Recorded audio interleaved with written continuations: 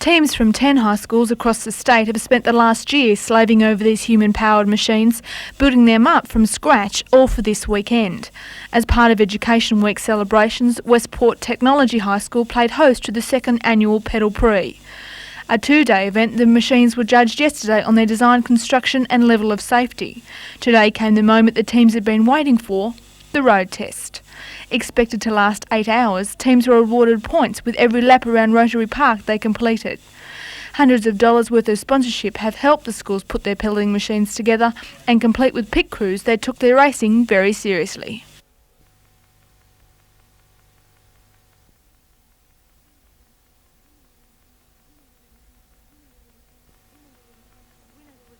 Winners were determined on how well vehicles performed in both the road test and yesterday's judging.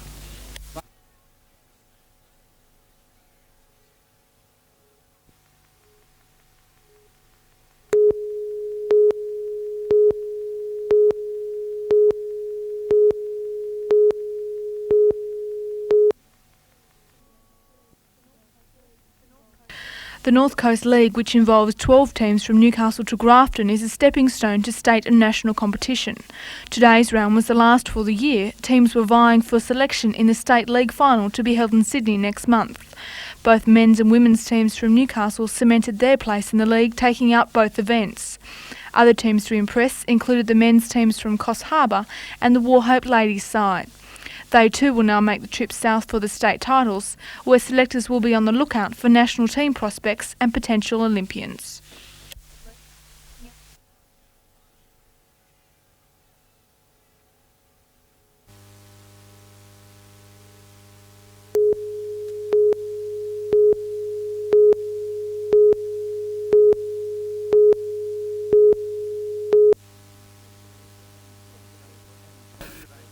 Yesterday's performance by reserve grade was lifted straight from the Knights handbook. A try in the opening 2 minutes and just about every pass well timed and finding its mark.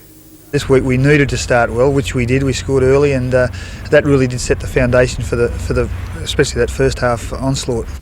Within 20 minutes, the Knights were up 19-0. Despite a second half lapse that allowed Canterbury back into the game briefly, the young Knights were dynamic. Tony Herman and Tony Kemp responsible for much of the damage. Coach Finch will be relying on the pair to keep the younger members on a steady keel during grand final build-up. Well, they can get carried away with the hype that's surrounding them, and their mind wanders off what they're there for, and that's to play football. Reserve grade will train every night this week at 5:30 at Marathon Stadium and are happy for fans to sit in on the sessions. Captain Max Chapman says he doesn't mind people coming along, but warns onlookers not to expect anything fancy. We'll just keep it as we've been doing all year. It's been fine all year. It's just another game, really. Maybe a few things might change, but I'd say the basic formula as we used last time will work. If you don't have your tickets already for the big game next week, you've got about Buckley's of getting them through official channels. The stadium's sold out. Your only option left is to pay an exorbitant price through a scalper or to pick one up through a newspaper advertisement. Darren Curtis, NBN News.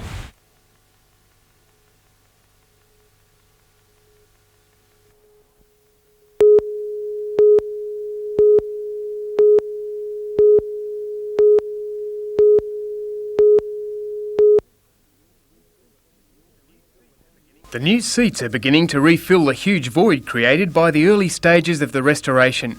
The more than 1,500 seats are German-designed and made to meet rigid stress and fire tests. Many of the theatre's old seats went to collectors, and theatregoers can now buy their own seat, plaque attached, for $250. The original Old World aisle ends and armrests have been restored, but each new seat is connected by its post to a ventilation system. There's the high-tech side of it too, with considerations especially for, say, the hearing impaired. Yes, there is an induction loop set in the downstairs area and in the dress circles, so you can tune in with your hearing aid and pick up what the sound is coming off the stage.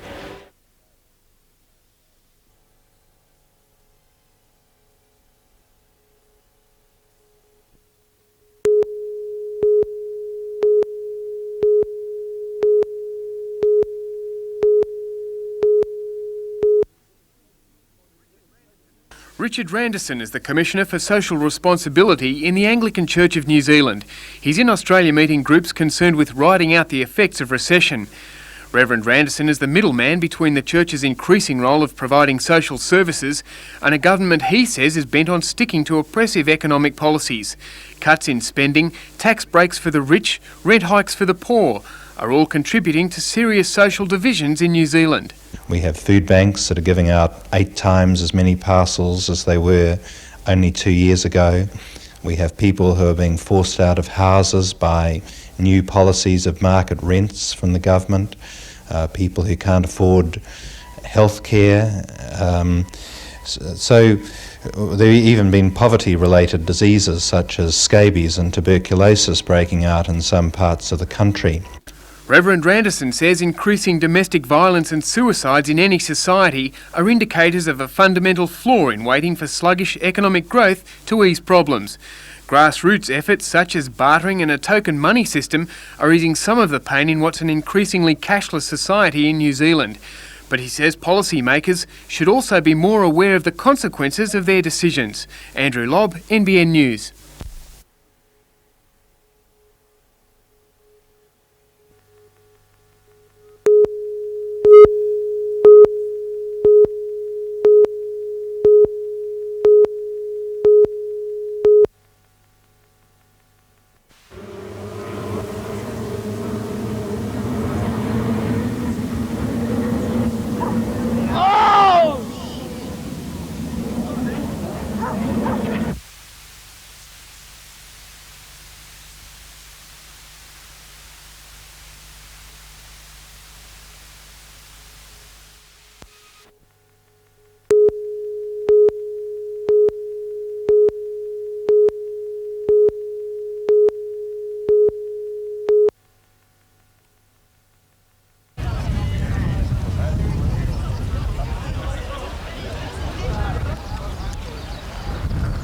Don't forget to take your grass, Lip.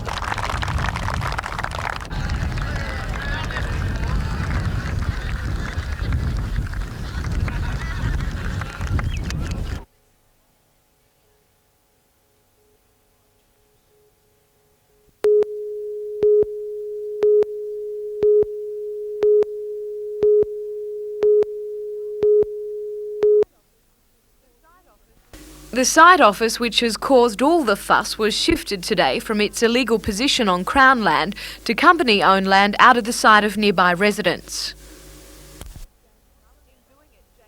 In doing it, James Mullen Developments was honouring part of an agreement reached last week with Mayor John Kilpatrick and General Manager Robert Gray.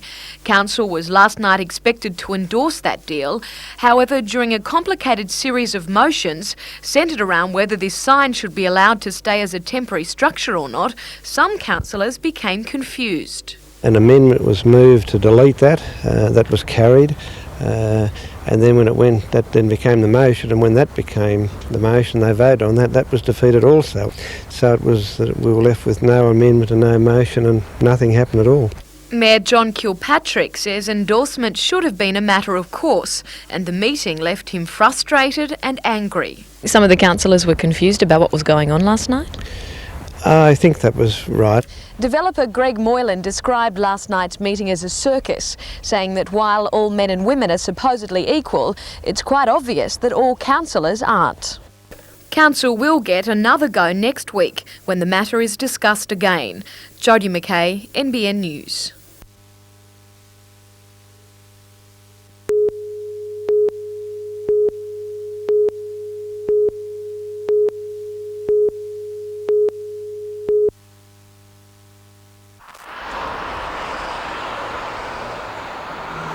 They must have crawled because it is nearly impossible. They stole about...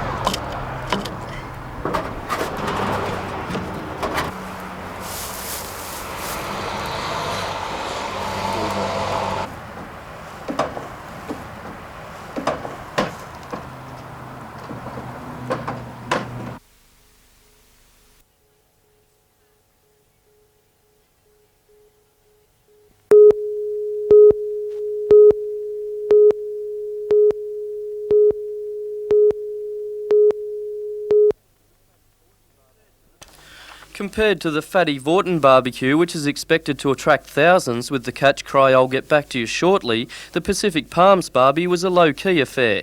But to the people who gathered at Pacific Palms Recreation Club on the bank of Wallace Lake, it was just as important. Pride was also on. A surfboat race was held in the lake between Stockton, Cape Hawke and Pacific Palms surf clubs.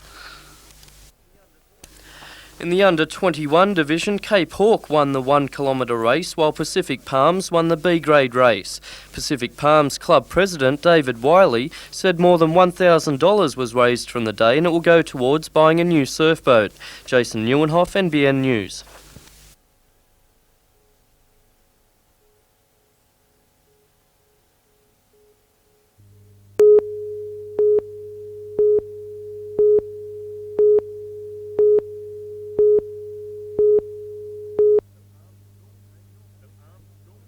The Palms stormed home in all 3 grades in the premiership round of the knockout competition. Camden Haven and Pacific Palms travel to Taree for the grand final. The Palms have featured in the end-of-year playoffs over the past 10 years. The older, more experienced side had the edge on Camden Haven, considered young guns in the competition. Steve Kell opened the scoring for the Palms. Glenn Vincent equalised before half-time. The second half turned into a test of endurance, with the Palms fitness regime paying off. Steve Johnson started the landslide with the first of his 3 goals. Daniel Percy for Camden Haven headed in a consolation goal from a nicely crossed air ball. Final score, Palms 4, Camden Haven 1. In other grades, Pacific Palms 2 beat Old Bar 1, and the Palms again 1-0 over Lansdowne.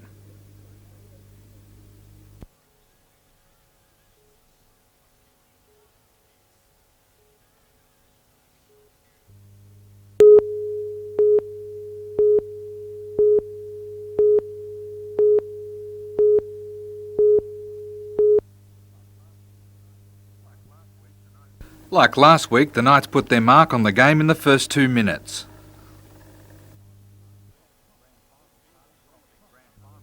Prompting grand final parties all across the Hunter to erupt. But the try didn't go to everyone's head. When Andrew Johns missed the conversion, they knew they weren't in the clear yet. The next 20 minutes, though, the young Knights ran all over the Bears, almost treating their defence with contempt.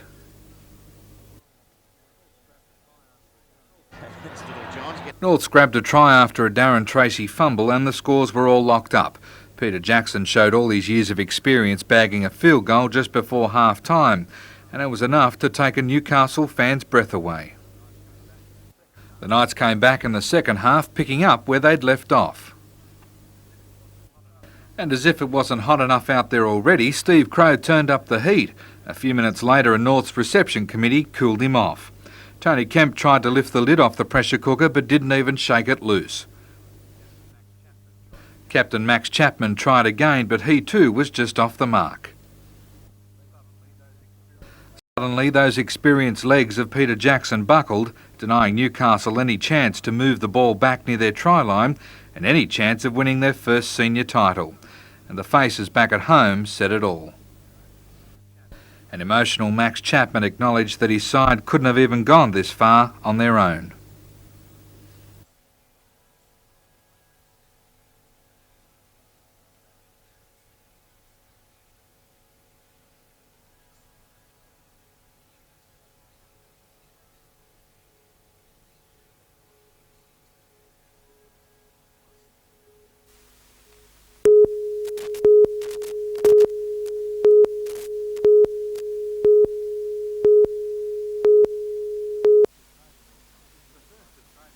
It's the first Australian organised clinic by properly trained instructors in the sport. Head coach is 8-time world champion Mike Stewart. The 30-year-old pioneered some of bodyboarding's first radical moves and is still the sport's highest money earner. He believes it's now time to give something back. I didn't really have a coach at the time, so I kind of taught everything myself, which is good because I can communicate that now to kids coming up. Stewart says it won't be long before there's enough money in the sport for more than just a handful of competitors to become fully professional. Most of the innovation, or a lot of the innovations happening here, and with enthusiasm and the way it's set up over here, I think it's going to really grow. The Moray clinics run for 2 hours and involve a number of beach instruction sessions before the groups take to the water. The idea is to teach beginners the dangers to look out for and how to perform some basic moves. Today's participants were only too keen to try out their newfound knowledge, some with success. For others, it may take a little longer. Another clinic will be held tomorrow at Soldiers Beach on the Central Coast.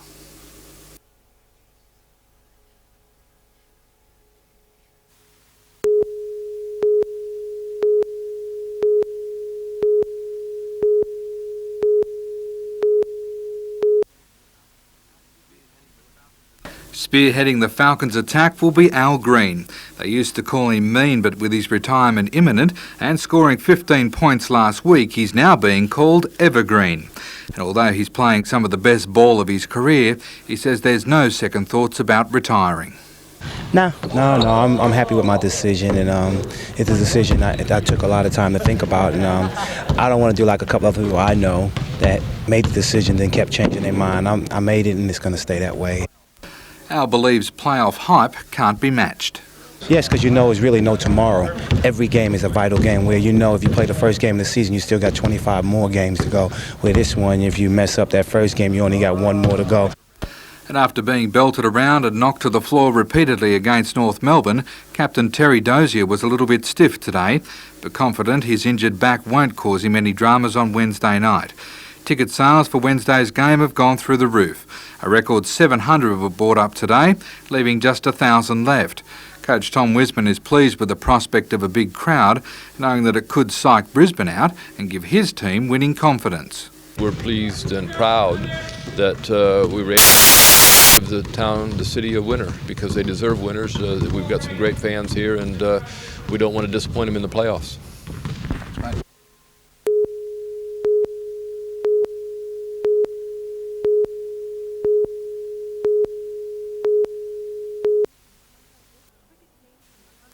Cricket teams from the Hunter Western region plus North and South Coast academies will play 3 one-day matches. At Morpeth today, Hunter Academy played North Coast. The locals won the toss, decided to bat and didn't look back. At the end of 50 overs, Hunter was 6 for 255. Captain Todd Campbell, seen here in the navy blue cap, knocked a handy 17 runs. This positive innings ended after he was caught out by North Coast Lisa Floyd, one of 3 girls on the team. North Coast couldn't match the Hunters' batting record. The Coast were all out for 151 in the 46th over. Catherine Lamond, NBN News.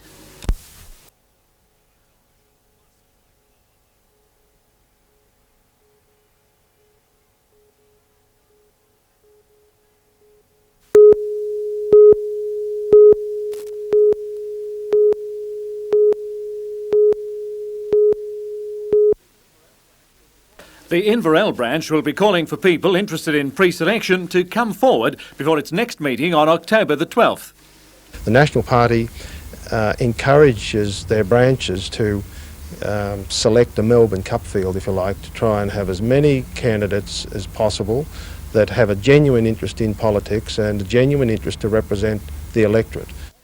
One person definitely nominating is farmer and former engineer and soldier Bruce Rhodes, who says he's not expressing particular dissatisfaction with the sitting member Ray Chappell. I think there has to be a change in the leadership to more represent the grassroots, the rural community, as the National Party was originally designed.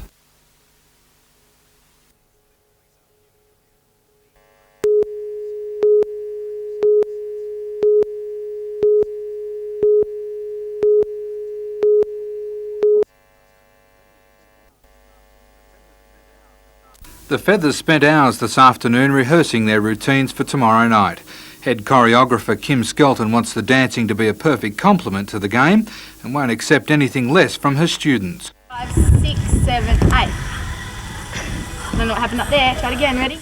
Kim started the Feathers 12 months ago and they're now regarded as the National Basketball League's best cheer squad.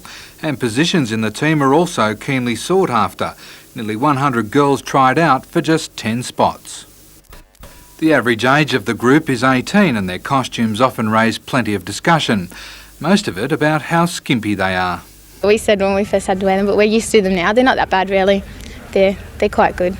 And while the Falcons themselves admit to playoff nerves, the Feathers admit they too can't escape the pressure. We're getting it just as nervous probably, yeah, for us and for them as well. One Falcon not worrying too much though is Grant Kruger. He just signed another one-year deal with the Falcons. I like the people of Newcastle. I love the team. It's a great team. We're getting on together well. And no, I just didn't want to leave at all. Kruger hopes a good showing in the playoffs and an impressive 94 season will put him in favour for an Australian Boomers spot.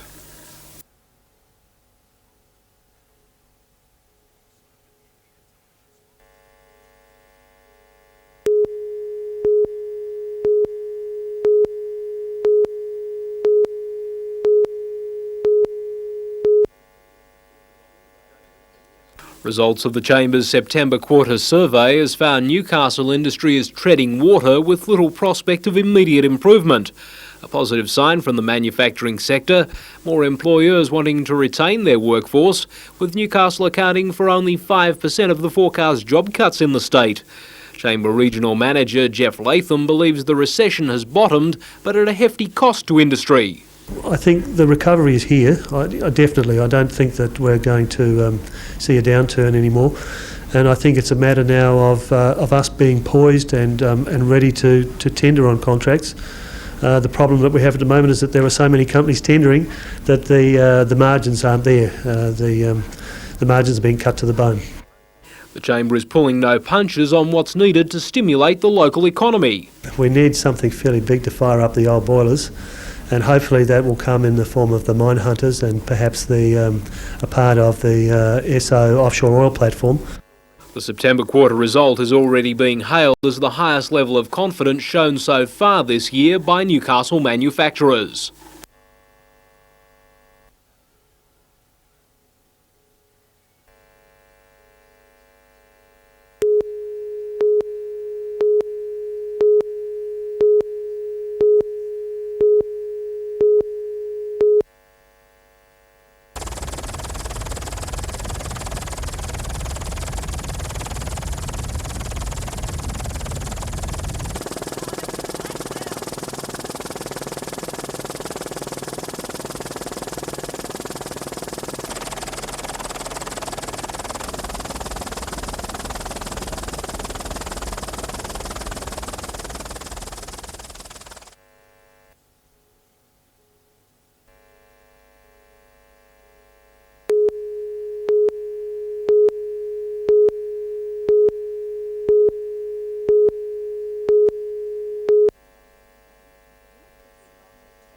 Minister Jim Longley today looked at the progress being made at a new facility for children with intellectual disabilities. This 5-bedroom home will offer respite or occasional care to the children of 12 such families in the Maitland area. For Julia Jeston and her family, it will make all the difference. It means that our family can be a family. My son's 12 years old and it's been very, very hard, and without respite care I don't think our family unit would have held together. While the new home is welcome, the Council on Intellectual Disabilities says there's a desperate shortage of both respite and group homes statewide. The Cayley family has been waiting for 19 months for a place in a group home for their 29-year-old daughter Catherine. Ted and Betty are now in their 70s and they want to find her a permanent place to live. There's just nowhere. There's no homes, and we're very, very concerned about that. We want to make sure that when we're gone, Catherine's going to be safe and happy. And we want that to happen while we're still here, that we can watch her and see her and make sure that she's all right and bring her home weekends and gradually get her used to being separate from us. The Minister did not confirm the waiting list for group homes. Instead, he said families should look at other alternatives which would allow people to live independently with support in the community. To ask for, what waiting lists are there for group homes is in fact to ask an artificial question, because if we can encourage people with disabilities to be living independently, to be supported in their own homes, their need for group homes ceases to exist. Betty Cayley says the Hunter Carers Association, of which she's a member, put in a submission to establish a privately run but government-funded group home in the Newcastle area. That was more than a year ago and no funding has been forthcoming. We've saved the government a heck of a lot of money. So surely now we can appeal for help now. Surely they can do something.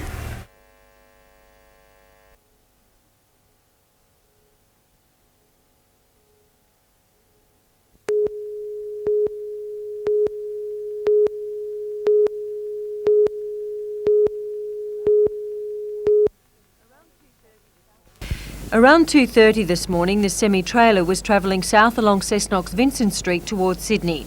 This Datsun sedan, carrying 4 people, all from the Cessnock area, was travelling along Cooper Street. Both collided at the intersection of Cooper and Vincent Streets. The sedan's front seat passenger, 20-year-old Trevor Wilson, took the brunt of the collision. He had to be cut free from the vehicle, but died on arrival to Cessnock Hospital. The other backseat passenger, 32-year-old Donald Kraft, was also trapped. Once released, he was airlifted to John Hunter Hospital, suffering a fractured leg. The 38-year-old truck driver from Brisbane escaped uninjured, as did the sedan's 17-year-old female driver and a 32-year-old male rear seat passenger. Police are waiting to interview the driver of the sedan. Meanwhile, a fatal accident at Perry's Hill near Coffs Harbour around 6 o'clock this morning saw the Pacific Highway closed for several hours while emergency services cleared the wreckage. The 20-year-old male driver of this Ford utility was killed instantly when a semi-trailer carrying a load of scrap metal crossed onto the wrong side of the road, colliding head-on with the utility. The semi-trailer continued on, plunging over an embankment, coming to rest in Marearm Creek. The semi's driver from Yeoville near Wellington was taken to Coffs Harbour-based hospital and treated for minor cuts and fractures. He was released this afternoon. Catherine Lamond, NBN News.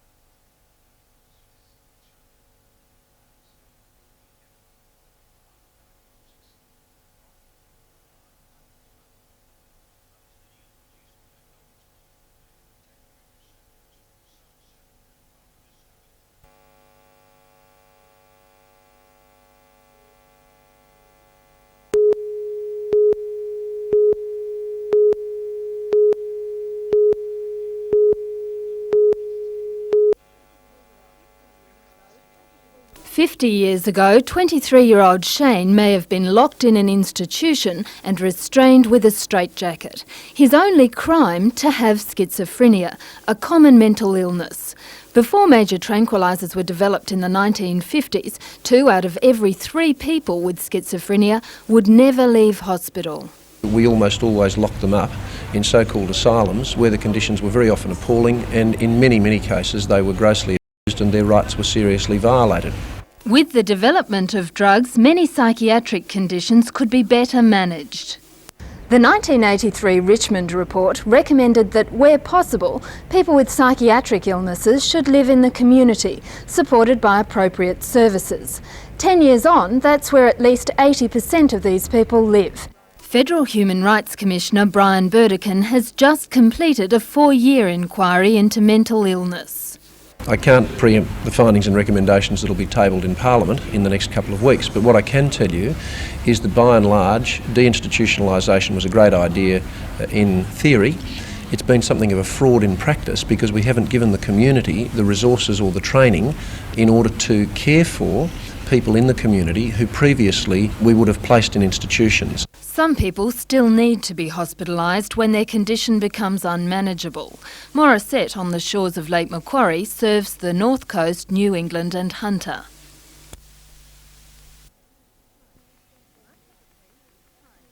Much of a patient's time is spent learning how to deal with their illness when they leave. The hospital also provides custodial care for a small number of people who'll never be able to live in the community. Professor Vaughan Carr has done a regional review of psychiatric services. He says the majority of funding for mental illness hasn't followed patients out of hospital. The money's still locked in institutions like Morisset. Its bed numbers have dropped from about 1,500 in the 60s to just 219 today, but it still soaks up $13 million a year.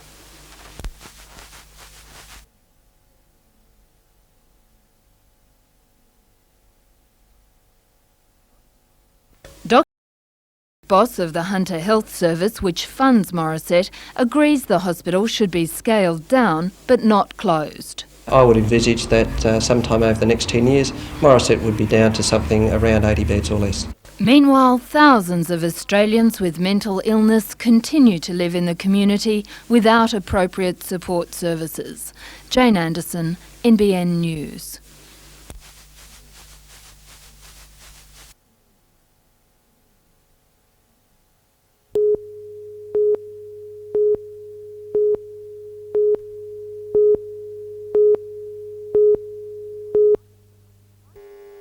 Privately operated hostels began to spring up in the 1960s and 70s to meet the housing needs of people who are being moved out of psychiatric hospitals. Improved drugs and the payment of an invalid pension made the exodus from hospital possible. It's now government policy to treat mental illness in the least restrictive environment. People with a chronic mental illness usually don't have any home to speak of. And they don't have a lot of family support. Families really feel that they can't manage their problems and they can't have them living at home with them. So that creates a real accommodation difficulty. Alan Rose says many people can't live in accommodation without some support services.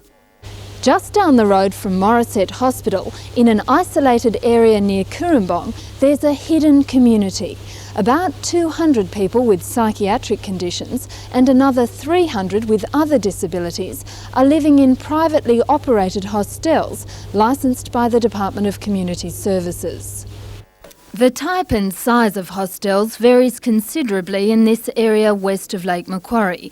Carinya Oaks is the largest hostel with about 150 residents. Manager Manfred Kempter says historically Carinya was seen as a dumping ground for the most difficult people who'd left the hospital system.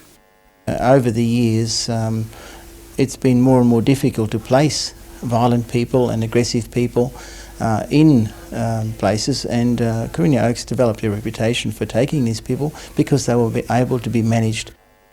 There are only 12 staff to cover all the shifts. Few recreational activities are organised. All meals are provided. Much of the accommodation is institutional in nature, but there are some private rooms. Philip moved out of Morisset Hospital 22 years ago. He's lived at Carinya ever since. Despite its shortcomings, he prefers Carinya. And what do you like about being here? Well, you got freedom. You can go where you want to go. Morisset Hospital, you never had it. Even so, Philip says he would like to live somewhere else. Because I've got nowhere else to go to. If I left here, I'd be out and sleep in the gutter. Alan Rose believes Manfred Kempter is committed to improving the lot of his residents. However, Rose says there should be a wider range of accommodation choices for patients leaving hospital. I would like to see a situation where there is more supervised accommodation for our clients. Manfred Kempter says the demand for better services has outstripped the financial resources of the establishment. I can't think of a word to describe how inadequate it is. The National Association representing privately run hostels says the issue of lack of funding is common to all such operators. It estimates that it costs the state government about $60,000 a year to keep a patient in a hospital like Morisset. Hostels rely only on a resident's pension, which is in the order of $10,000 a year. Jane Anderson, NBN News.